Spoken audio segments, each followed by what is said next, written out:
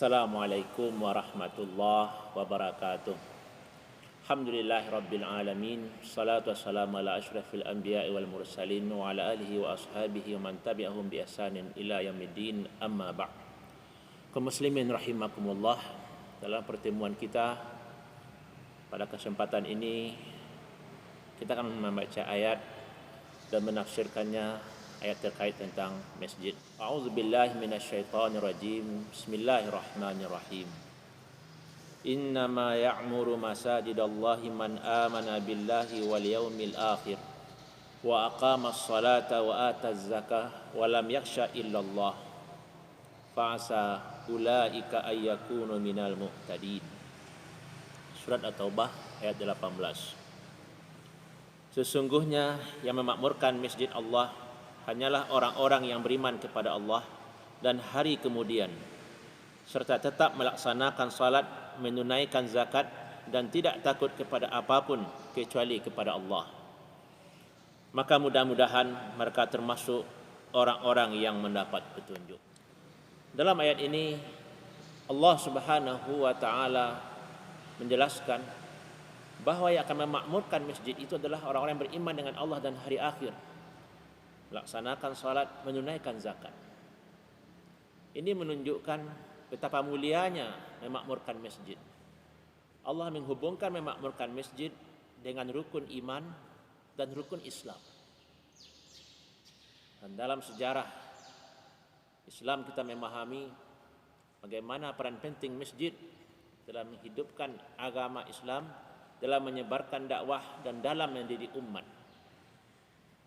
Kita perhatikan Rasulullah sallallahu alaihi wasallam ketika hijrah dari Mekah ke Madinah, yang pertama sekali beliau dirikan adalah masjid, yaitu Masjid Quba, sebelum sampai ke tengah kota Madinah. Di Masjid Quba lah Rasulullah sallallahu alaihi wasallam sama para sahabat melaksanakan Jumat yang pertama. Itulah masjid pertama yang didirikan oleh Rasulullah sallallahu alaihi wasallam.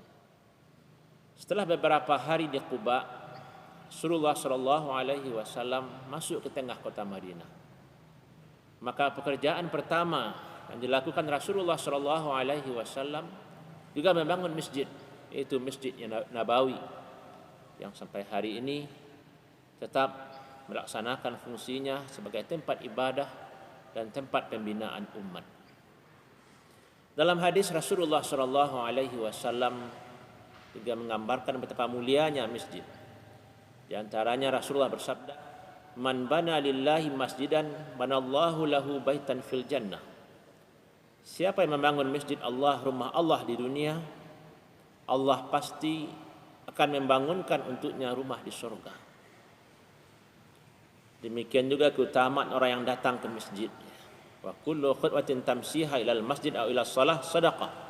Setiap langkah kaki ke masjid, setiap langkah kaki untuk melaksanakan salat di masjid adalah sedekah, diberikan ganjaran oleh Allah Subhanahu wa taala. Demikian juga dalam riwayat lain, satu langkah ke masjid akan menghapus dosa. Satu langkah kemudian akan meninggikan derajat di sisi Allah Subhanahu wa taala. Kaum muslimin rahimakumullah. Di saat Islam itu semakin tersebar, semakin meluas, terjadinya futuhat Islamiyah, maka di setiap para sahabat menyiarkan Islam ke daerah-daerah lain, maka yang pertama sekali didirikan adalah masjid. Islam sampai ke Mesir, didirikanlah masjid di Mesir. Islam sampai ke Persia, didirikanlah masjid di Persia. Sampai ke negeri kita, yang pertama didirikan adalah masjid. Karena masjid adalah pusat ibadah, melaksanakan salat 5 waktu. Masjid adalah pusat dakwah. Masjid adalah pusat pendidikan. Hari ini alhamdulillah di daerah kita masjid-masjid semakin lama semakin banyak, semakin megah. Demikian dengan musala-musala.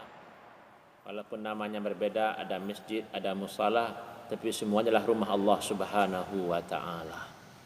Tugas kita hari ini adalah memaksimalkan fungsi masjid. Pertama sekali tentu sebagai pusat ibadah, melaksanakan salat 5 waktu berjamaah. Mari kita sama-sama melangkahkan kaki, memakmurkan masjid, menghidupkan masjid dengan salat 5 waktu. Yang kedua, kita perlu memakmurkan masjid dengan menghidupkan majlis-majlis ilmu, pengajian-pengajian, bisa yang bersifat harian barangkali tergantung posisi masjid, bisa ceramah mingguan, ceramah bulanan. Tanpa menghidupkan masjid dengan pengajian-pengajian, ceramah-ceramah, maka fungsi masjid tidak akan maksimal.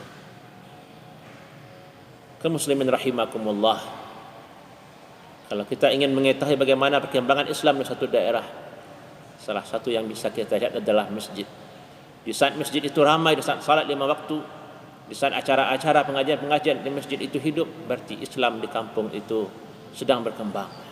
Inilah yang perlu kita usahakan hendaknya. Di mana kita berada, tempat yang harus menjadi perhatian kita adalah masjid. Dan sebagai mukmin, kewajiban kita lah menghidupkan rumah Allah Subhanahu wa taala. Inilah syiar Islam, inilah pusat dakwah. Masjid merupakan pusat peradaban umat Islam.